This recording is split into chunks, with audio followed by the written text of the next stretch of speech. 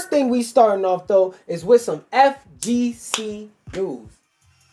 Over the weekend, wait, hold on. Cause I think the way I feel about this one, we gotta play the music.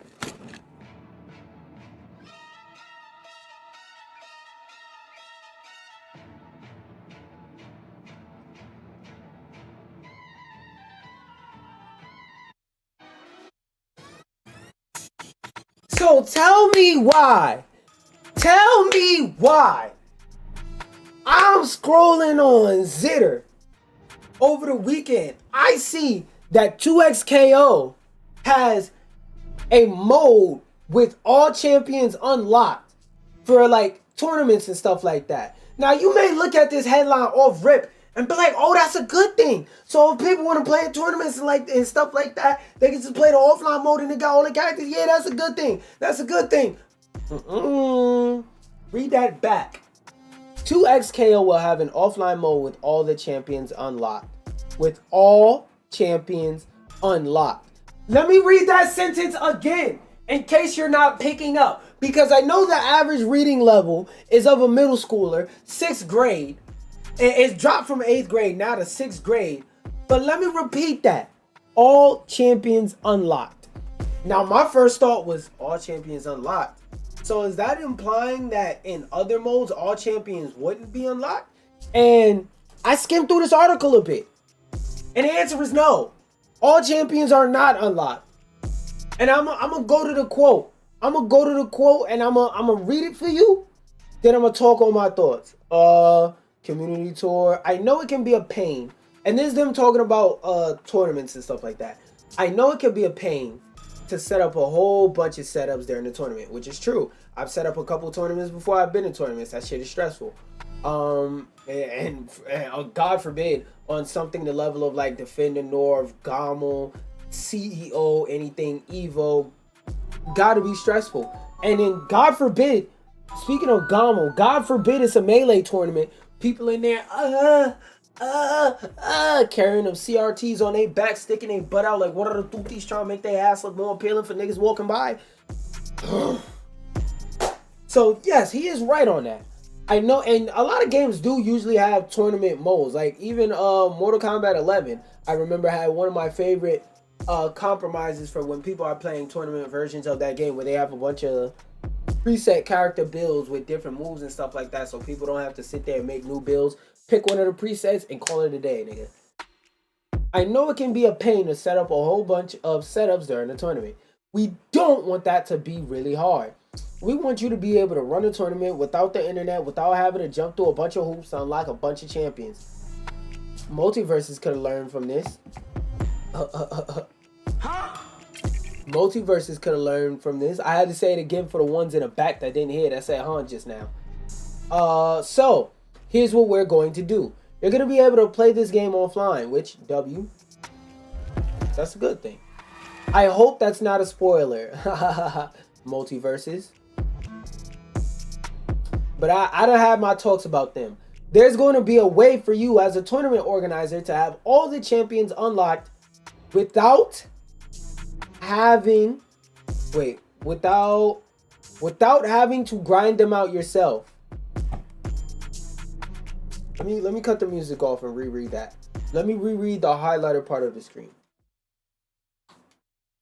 There's going to be a way for you as a tournament organizer to have all the champions unlocked, or all the champs unlocked, without having to grind them out. You know what that says to me? That says that if I am playing this game for myself as a regular person, I'm going to have to spend 100 million, quintillion, billion, trillion hours trying to grind to unlock all the characters so that they may be playable. Are you dead ass, bro? Are you dead ass? I gotta sit here and unlock every character one by one in a fighting game? Bro, I can't name one fighting game where you have to unlock everybody one by one that is majorly successful in the way Riot needs this game to be successful, that has lived a long life. Now, Brawlhalla is a successful game, But number one, Ubisoft didn't make that. Number two, Brawlhalla makes enough money to keep themselves afloat. They're not ever gonna be the savior of Ubisoft. Ever, nigga. Riot needs this game to work badly, because if they have to shut this down, it's going to be embarrassing. Now, we still have yet to see the grind for the characters, but as a long time person who would consider himself spending a long time in the FGC, doing things in the FGC, one of my least favorite things is to have to go and unlock characters one by one in a fighting game in any way, shape, or form. Whether it's it only takes 90 minutes, whether it takes an hour, 2 days a week, however much. I hate that shit. I hated it in every Smash game. I hate it in goddamn, what you call it? I hate any game with DLC too. I hate that. Especially Street Fighter 5. Oh my god. Street Fighter 5 was so unimaginably unplayable for me. That shit was totally unplayable.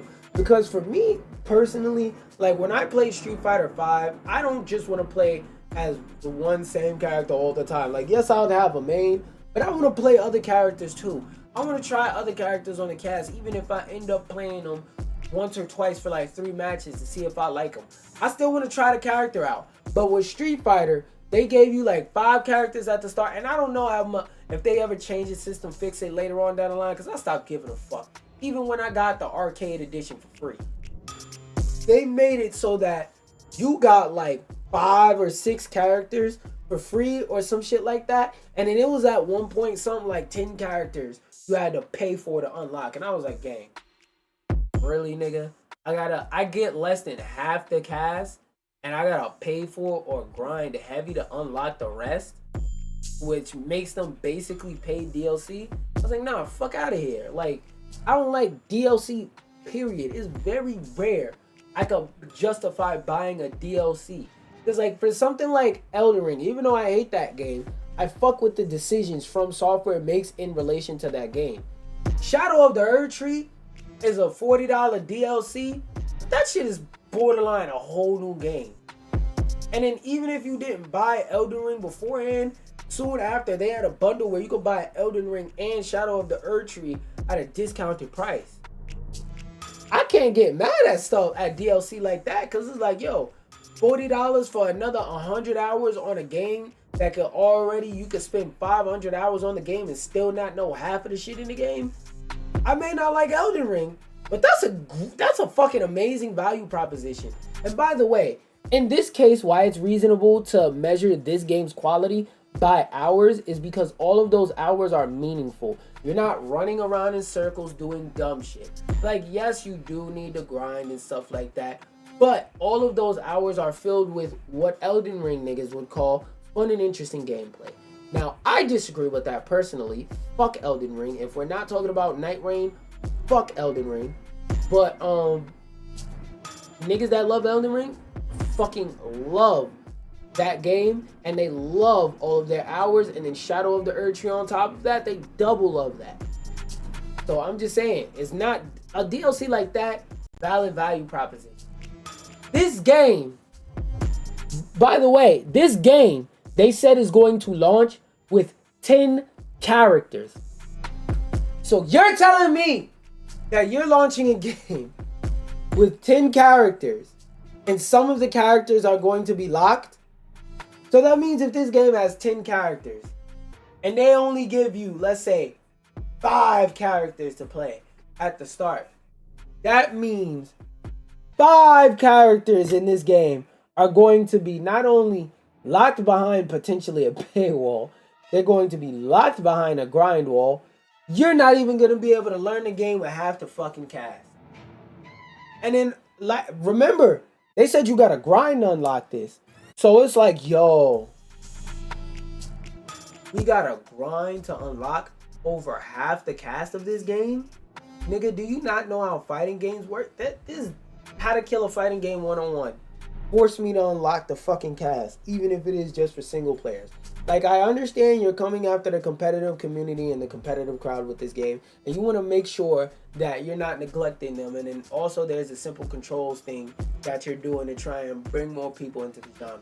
I get that and I appreciate the effort, but my brothers and sisters in Christ over there at the Riot development team for Double Knockout, how many fucking people do you think you're gonna get on this game if they log into the game and see that half the cast is blacked the fuck out? What if one of the characters that look interesting that I wanted to play, that I've been looking at people playing the alpha and shit like that, that I go, oh, that character looks fire, I want to play them. Boot up the game, black. Their whole square, black. And then on top of that, the same thing that applies to multiverses applies to this. Because keep in mind, there's going to be a lot of people coming from League of Legends over to this game that have never played a fighting game, and they see a character they recognize. They be like, oh, that's Ari from the League of Legends or whatever. I want to play this game and I want to play as Ari. Oh, that's Echo. I want to play this game and I want to play as Echo. There's going to be people like that in this game. Imagine how they're going to feel if they don't even play fighting games. They just want to play it because it's League of Legends related. They boot up the game. They see the character black the fuck out. Now they got to play somebody else they don't want to play to get to that. No. We do want to keep supporting grassroots tournaments, blah, blah, blah, blah, blah, blah. So it's good to see that y'all supporting a competitive community. But I think y'all are forgetting for a moment that in order to get a competitive community, you also have to have a casual community. Because like I feel like a lot of companies move and operate like they fucking forget that that's the case. But whatever, it is what it is. Devolver Digital. This one I wanted to more so look at and see what the chart was looking like. See if there's something interesting. Nigga, Serious Sam? They own that? Bro. Gungeon, that makes sense. Hotline. Alright. Fuck everything else on this list. Some of y'all might not know what Serious Sam is, but those games for their time were fucking fun. Forgot what I was typing middle of the goddamn sentence. No, this is one of the more recent Serious Sam. This is like 2009, something like that. I swear to God. Oh. It's basically like a damn Doom clone, but an actually entertaining one. Like, you gotta remember, guys, this is like 2009, 2010. So this looked like the 3D Doom that we always wanted, but the Serious Sam I'm used to is much older. Let me see. If I have to struggle to find footage, and I can't find footage within the first try, then oh well. Let me show you the Serious Sam I remember. Nah, the one I played was from the 90s. 3, no. Whatever, I don't give a fuck. But yeah, that's actually interesting. They made they own Serious Sam. But yeah, first party, they made Serious Sam? Well, to be fair, Devolver Digital has been around for a very, very long time. Okay, that's interesting. I got a second to talk about Serious Sam. Oh! Now, in case you're too low rank, as in before season 1.5 you've never hit diamond, and before season 2 you've never hit gold, Marvel Rivals has a system in the game where you can ban characters. You can ban 2 characters per team every game. Meaning a maximum of 4 characters can be banned out of any given gold and above before season 1.5 diamond and above match, right? And that was one of the features that a lot of people in the competitive community praised about this game, and one of the reasons why it's now moved to gold, because it's a core part of the Marvel Rivals competitive experience. Because like there's a lot of times where characters like Brigitte could be out of fucking control. back in OG Overwatch, right? There was a lot of characters like Brigitte that could just tear on the scene and be completely out of control and just do a bunch of fuck shit and rule and ruin games to the point to where every fucking team had to have a Brigitte. But bans make it so that characters like Wolverine, for example, where he got nerfed, so a lot of people are not as hopeful and not as willing to play him. But Wolverine, for example, was a character where last couple seasons, every game, even now still some, every game, Wolverine is banned, Wolverine is banned, Wolverine is banned, Wolverine is banned. Because Wolverine single-handedly has the ability to say, you will never have a tank. Anytime we get into a fight and I'm there, your tank dies before me. God forbid I got a real support. Your tank will always die before me. And on top of that, not only will your tank always die before me, your tank will die in my backline. So while my backline is killing your tank, my front line is over there. Ooh, ping! Froof, froof. Expel darkness. All over your head top. You don't want that. So what a lot of people would do was ban Wolverine. But let's say, for example, they're playing a very dive-heavy composition. Then ban no more, because it's not fun for you to dive into a back line just for a squid go. And then Namor throws another squid, and then with the Luna team up or the Hulk team up, he throws another squid that either disables your movement or kills you so fast, it might as well disable your goddamn movement. But now, all of a sudden, Overwatch is adding bans, a system that I'm pretty sure could have benefited this game when Brigitte happened a long time ago. I'm telling you, this is why I like this type shit is why I'm saying NBA 2K needs competition. For the 5 sick niggas still playing Overwatch, your game is getting better because Overwatch got somebody to compete with. Because yes, I know Team Fortress exists, but before now, bro, there's no way you could look at me with a straight fucking face and say Team Fortress was competing with Overwatch. Those are two separate audiences, albeit they're both hero shooter games. But let's take a skim through this article. For Overwatch 2, Blizzard hopes to use the ban phase mostly to let players remove heroes they find frustrating. So a feature that, okay, this is what it sounds like. So a feature that was in Marvel Rivals beta from day one. A feature that was in games, that was in literally any mobile from Paragon to League of Legends from day one, 20 years ago. It's just now coming to Overwatch. You know when you could have added a feature like this? You know when a feature like this would have been good? Overwatch 1. You're late. Better late than never. Fair, sure. But you're late. But I want to talk to you delusional niggas on Overwatch. That's why I really brought this up. Y'all should be on y'all knees, mouth open, using it to emit sounds. Just ready to say thank you, NetEase, for making Overwatch put in the features we asked for 5 and 6 years ago. All the features that niggas wanted in Overwatch 5 years ago, except for the story mode, is coming to Overwatch because it's in Marvel Rivals. And Marvel Rivals, they're connected to comic books, so they ain't never got to add a story mode. The story mode would just be a wonderful bonus to finally kill Overwatch. But they ain't never got to add a story mode because their story is reached in depth, and they actually got stuff related to the lore in-game that's not hidden and buried in menus. There's several places you can go to find out about the lore of the game, in the game, at any and all times, that's not super duper hidden. That's number one.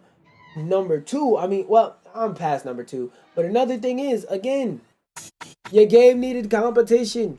They had no reason to improve. Nobody was overtaking them. For a while, they were looked at as the entire genre. Be thankful. Fuck niggas. And last thing I wanted to talk about is somebody said that Marathon has an uphill battle to Claire's biggest physical limitation. Now we're going to read the cliff notes of the article because this headline interested me, but I don't know if I'm going to read into it. It sounds interesting because one thing I did say is one of Marathon's, what feels like is going to be one of his biggest battles since it actually has promotion, unlike Concord. One of his biggest battles is going to be longevity, and that's with any live service game, right? But one of his biggest battles is going to be longevity after onboarding, because like anybody willing to pay $40 for a game, they're less likely to give up on it versus if it was free to play, right? So on that front, I don't know if it'll be worth the 40 proposed dollars or however many, but we will see. Jury's still out on that. But they said there's a physical limitation, so let's see. Marathon's live service model poses an obstacle for Destiny players due to time demands and seasonal reset. Oh yeah, that's another thing. Every season you lose a significant amount of your loot. Not gonna lie, they might have cooked with this take, because yeah, that's a fact. That is one thing I do speak about all the time. Like, I even showcased it in the Fatal Fury when I was playing City of Wolves. Fatal Fury, not Fatal, was it Fatal Fury? Yeah, it was Fatal Fury. When I was playing Fatal Fury, the city, damn, how does this napkin open up? Big ass napkin. When I was playing in the closed beta, I mean the open beta for that, the beta was so damn annoying. I deadass in the middle of the beta gave up and went back to playing Marvel Rivals to showcase, like, in real time what it looks like when people don't fuck with a game. They go back to what they know. So yeah, if they're saying this game is so similar to Destiny that niggas is gonna get off this game and go back to Destiny, yeah, you're very right. Because that's also something that I said in a sentiment that I shared when I first talked about Marathon, where I said, yo, this game, if this game ends up failing, if it's like, why don't I just test? It's gonna die very fucking fast. On top of the fact that before this game came out a long time ago, I remember seeing something where there was a like behind the scenes testing for the game, right? And this is all alleged through the grapevine stuff, so take this with a grain of salt. I'm hearing it from a source that heard it from a source, or heard it from a source, da da da. But if this is true, this is fucking crazy that they're doing shit like this. But basically, they had like a early alpha beta testing for the game, and they said, hey guys, if everybody here, if this game came out today, would raise your hand if you would buy it. Nobody in the room raised their hand. If that's the case, and people, you flew out to test this game, which means I'm assuming you handpicked and cherry-picked people that did content or that have experience quality assurance testing games within this similar type of field, meaning they love and understand this genre and respect and adore it. If them niggas said we wouldn't buy this shit, then what the fuck makes you think people from outside the community are gonna buy this shit? And then on top of that, it might be just like Destiny, but with seasonal resets. I don't know if Destiny has seasonal resets, but with seasonal resets, yeah, that sounds pretty fucking annoying. I'm not gonna lie, I wouldn't want to pick this shit up either, because I don't like Destiny. If it's like Destiny, why don't I just go play Destiny? A game with a more established player base, a game that's more likely to have people with hundreds and thousands of hours on it because of sunken cost fallacy. Bungie aims to balance player engagement without overwhelming time commitments. Well, if you're doing seasonal resets, that contradicts what the fuck you just said. Okay, to explain this in layman's terms, this is like saying, yo, bro, real talk. I'm gonna stop smoking weed, bro. I'm gonna stop smoking weed after 2025. Like, yo, bro, that's a long time. Why don't you just wean yourself off? You know, go a week where you smoke as much as you usually smoke. Then go a week where you limit yourself, let's say 5 blunts a day. Then the week after that, 4, 3, 2, 1. One every other day. One every 3 days, so on and so forth. Like, you're waiting so long, or like you're doing something that's so against the idea of what you're doing, you might as well not do it. Because like, if you're not gonna add overwhelming time commitments, but you're gonna add seasonal resets, you're contradicting yourself. Marathon's approach, including seasonal updates and inventory wipes, may not appeal to all Destiny fans. Nigga, it don't appeal to a lot of gaming fans. I don't want to put in thousands of hours of hard work just for a nigga to come smack me on my back and say, pow! Good job, son. Give it up. No, you're not getting it back. Give it up. No, you're not getting anything for it either. Give it up. Like, that feels daunting. Week after week, month after month, day after day.